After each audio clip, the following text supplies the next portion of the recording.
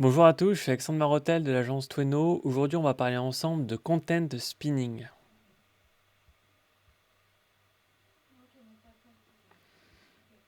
Alors, content spinning, appelé rotation de contenu en français, est une technique de rédaction qui consiste à produire de nouveaux contenus rédactionnels de manière automatisée à partir d'un contenu original existant en se servant d'un logiciel.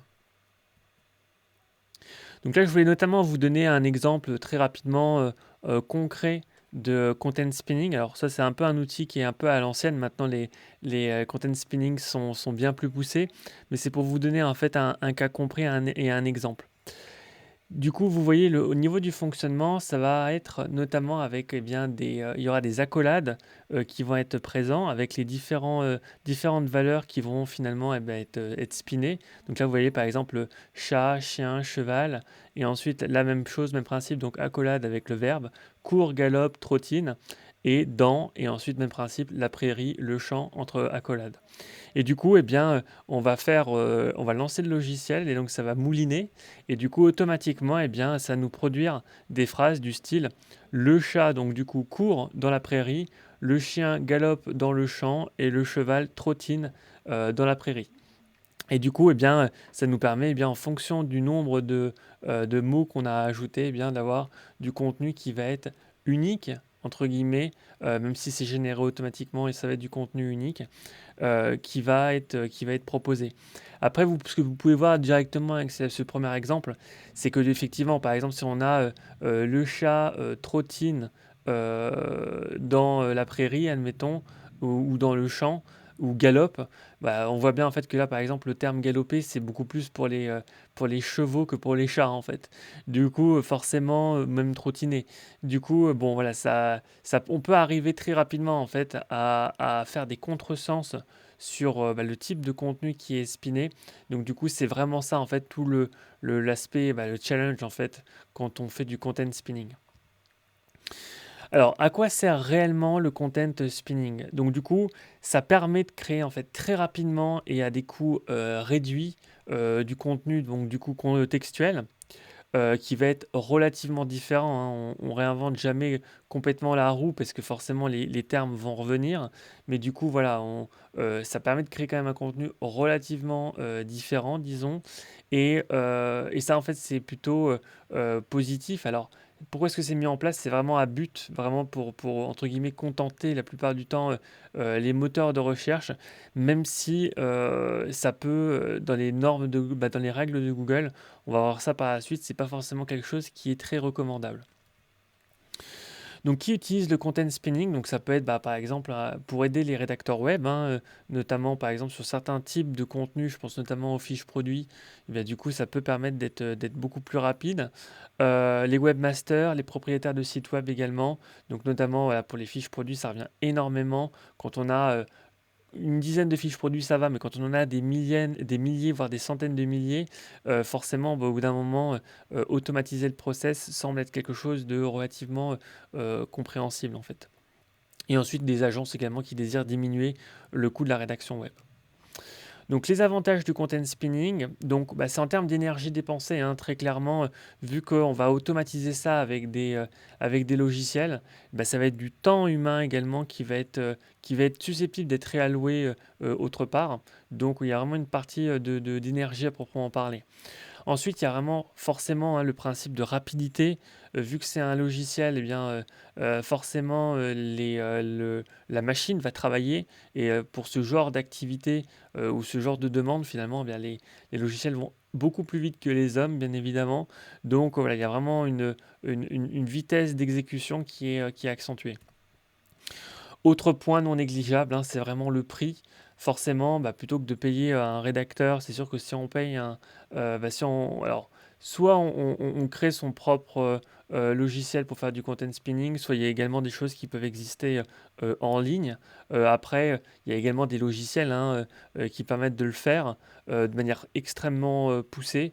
Donc du coup, bon, le prix sera réduit par rapport à un rédacteur web, mais dans tous les cas, si vous voulez faire du content spinning entre guillemets de qualité, ça va forcément vous coûter de l'argent à un moment donné parce qu'il va falloir payer justement ces logiciels. Donc, content spinning un jour, rédacteur web toujours. Effectivement, je pense que en fait, le fait de mettre en place du content spinning, pourquoi pas. Après, la relecture par un rédacteur web, en tout cas dans un premier temps, pour pouvoir garantir de la qualité, je pense que c'est toujours important. Et c'est qu'il y a, à mon sens en tout cas, rien ne remplace un bon rédacteur web. Donc du coup, après, tout dépend de la proportion, hein, du nombre de pages qui vont être à créer.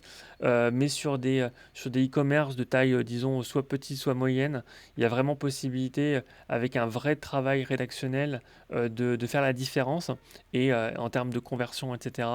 Et du coup, bon, la content spinning, à mon sens, c'est vraiment quand on commence à avoir des échelles qui sont humainement quasiment ingérables, où là, pour le coup, on peut penser à mettre en place ce genre de solution, même si au final, lorsqu'on fait vraiment par exemple des fiches produits, bien, l'objectif c'est vraiment de répondre vraiment aux besoins des clients.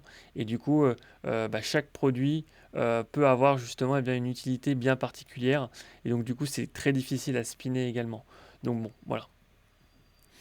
Donc 5 champs d'application du content spinning. Premièrement, donc la création de fiches produits, donc c'est un peu l'exemple que je redonne, que j'ai fait que de donner depuis tout à l'heure.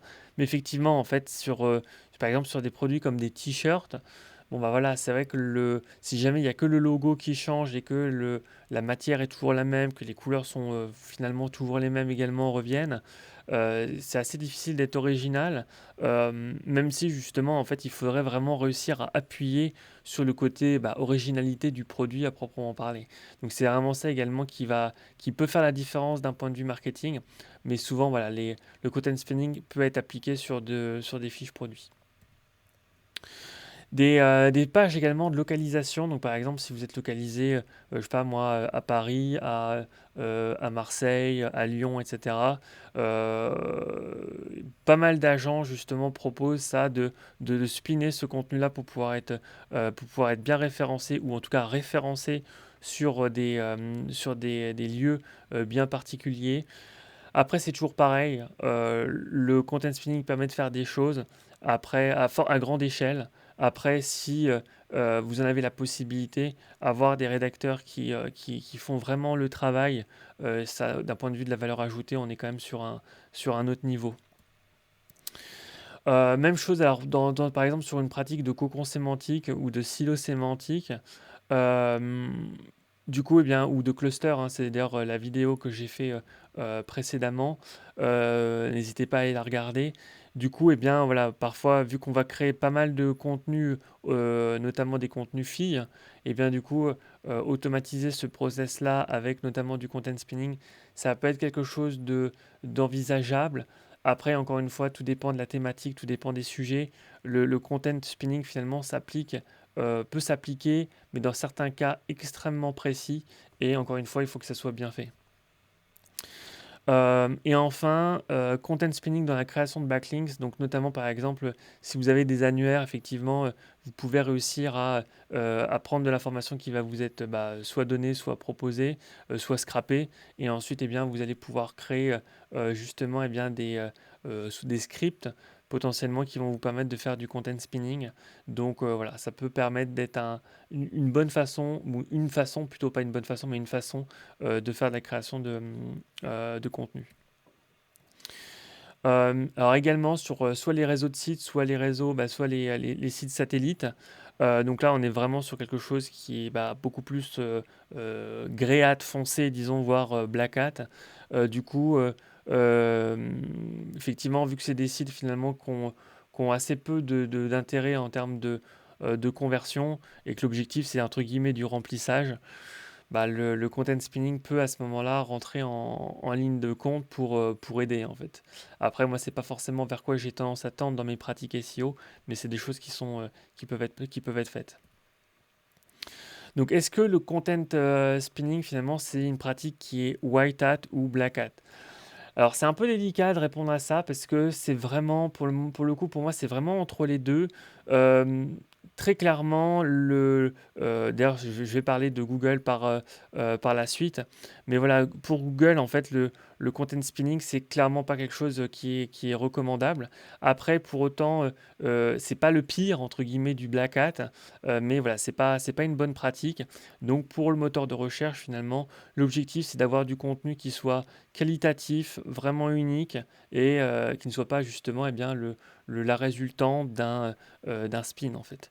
Du coup, ça serait plutôt Grey Hat, Black Hat en fait. Et du coup, si vraiment vous voulez être clean à 100%, bah, moi c'est vraiment l'approche que j'ai avec mon agence. Du coup, pas de content spinning en fait. Donc, quelles sont les principales limites du content spinning? Donc, bah, le fait de créer potentiellement effectivement un contenu qui sera sans réelle valeur ajoutée, voilà, c'est le plus gros risque.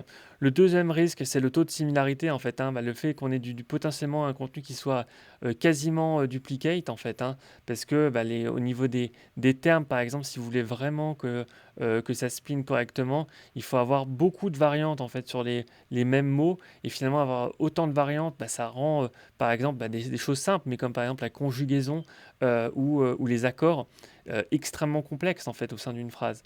Donc voilà, on peut avoir ce problème-là. Et donc voilà, c'est le dernier point, c'est notamment la lisibilité. Donc par exemple, plus ça va être complexe, plus ça va être entre guillemets potentiellement puissant, plus vous avez un risque également de coquille, donc en termes de faute d'orthographe, en termes de syntaxe, etc. Donc, quelques solutions pratiques pour faire face aux limites du content spinning. Alors, pour moi, le bon content spinning, ou en tout cas une façon de faire qui pourrait justement permettre bien, d'être un peu plus gréate, disons, ça serait notamment bien, de s'entourer de se faire aider par un rédacteur web, en fait, qui va notamment vous aider à faire bien, ce master spin pour finalement éviter des problèmes justement en tout cas limiter les problèmes en termes d'orthographe, etc. Et donc voilà, donc faites-vous aider par un rédacteur web, ça peut être utile. Alors il y a aussi une autre façon de faire, ça rajoute encore un niveau de complexité, mais en fait c'est faire des spins de spins. Du coup là, forcément, on crée un contenu qui est de plus en plus unique, et qui est de moins en moins dupliqué du coup. Et voilà, donc c'est vraiment vers quoi il faut essayer de tendre si jamais vous faites du content spinning. Et enfin, dernier point, n'hésitez pas même si c'est un contenu qui est créé en automatique, surtout dans un premier temps, pour vous assurer que bien, la machine est rodée, etc., et faire des ajustements au cas où, n'hésitez pas à relire ou à faire relire vos contenus pour justement ajuster la machine en fait, hein, et ensuite pour pouvoir diminuer petit à petit les quantités de relecture pour pouvoir automatiser ça au maximum. Mais c'est vrai que la relecture, en tout cas dans un premier temps, est absolument indispensable. Donc voilà, donc si jamais vous souhaitez aller plus loin sur ce sujet-là, n'hésitez pas à aller sur le site de Tweno, où j'ai fait justement un article complet qui n'est pas spiné d'ailleurs sur cette définition et sur le sujet. Donc je creuse le sujet, il y a des carousels, il y a des visuels, etc. Même chose, si vous souhaitez en apprendre un peu plus sur le SEO, vous pouvez vous référer à ma collection, donc Apprendre le SEO, donc des e-books notamment. Et enfin, je propose une formation SEO en ligne, avec 4 modules qui vont vous permettre justement de passer la seconde en termes de référencement naturel pour obtenir plus de trafic, plus de chiffre d'affaires et donc plus de revenus pour votre entreprise, ou même votre side business. Bref, si vous avez vraiment l'ambition d'obtenir de la visibilité depuis Google, n'hésitez pas à regarder cette formation que je propose. Merci à tous.